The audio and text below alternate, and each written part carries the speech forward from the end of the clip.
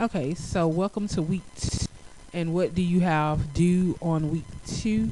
Most of you are working on your virtual lab, and so I will start there first.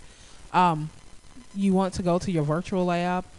You want to go past everything that we did in week one. I still have it up, but we want to go to chemical reaction. So go ahead and first open up your document for chemical reaction, just like it was last week. It is a Word document, so you want to go ahead, as I always have to do, and download the file to open it up. Sorry about that. That's just how mine go. Hopefully yours is always. All right. And so this is what it looks like. You have the table and everything set up for you already. So now we want to go back in and we want to open up the chemical reaction itself. We're going to open up the virtual lab for this week, and let's take a look at what it has us doing. As always, we want to go ahead and read the side panel over here, giving us our objectives and our procedure, which tell us how we are to do things. All right, so the first thing you want to do is it tells you to click the video button, watch the video to find out how substances are tested. And so if you go ahead and move down, you would see the video button.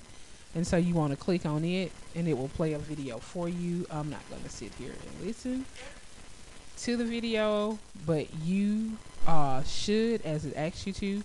So then after that, it says you got to select a mystery element, click and drag the element test tube into a testing box, and then test and conduct one of the 4 available tests.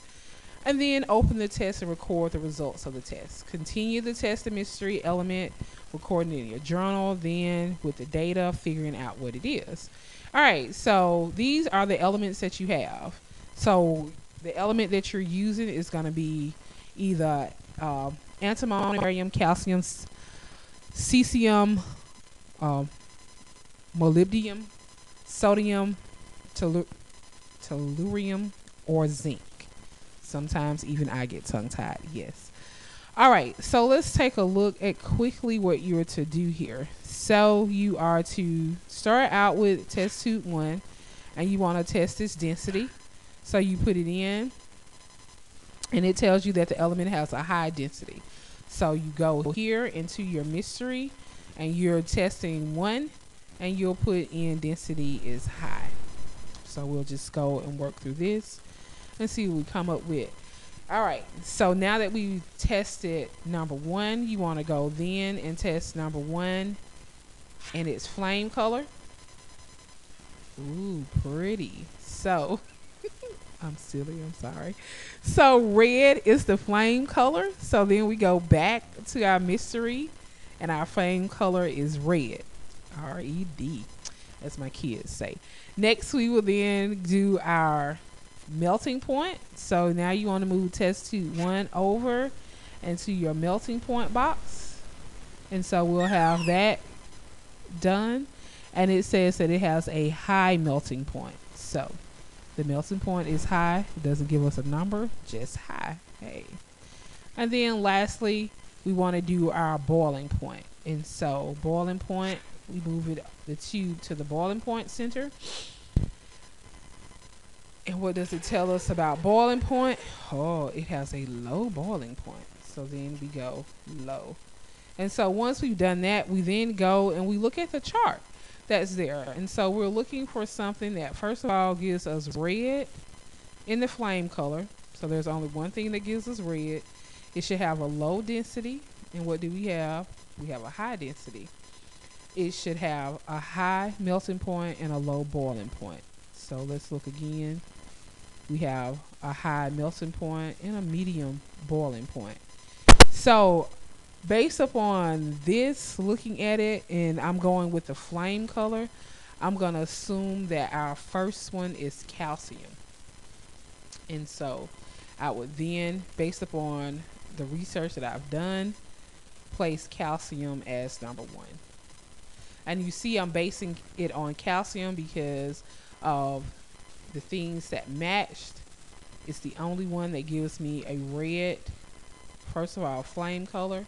And then it has a high melting point and a medium boiling point, which I say low. Although calcium gives me a low density, um, I'm going to do an educated guess and assume that it is calcium. All right. And so this is what you do with every one of these. You take them through, you put them through the test, and then you look to see which one it is. And then, once you're done, you reset, and then you can go through and do again. All right. So that's how you conduct the experiment for week 2. Once you have filled in the chart and again made an educated guess based on density, flame color, melting point, and boiling point, what element you have, then you want to go through and you want to answer the following questions. There are 10 questions. And it says to answer the questions about the periodic table using your book, internet, and PowerPoint. And so you just point and click. So element with atomic weight 14. If you think it's carbon, then you go ahead and click there. Or highlight it, since I can't get it to click. So you want to highlight your answer as carbon. And then you want to go through and do the same for all of them. And so when you think you've chosen your answer, just highlight it and hit the highlight button, and then you have your answer. No 2 answers, please. That was just a mistake. You should always have 1 answer. Then it asks you to answer your journal questions. There are 4 of them below the line. So you want to go over to your journal box here, and you want to answer these questions. And so just like you did last week, how do scientific tests help determine the properties of substance? And so based upon information from the video and your reading to the side, you should then be able to click in the box and answer and place your answer to number 1, so on and so forth. All right, so it's just that simple. Hopefully this helped and you can get started or complete your lab.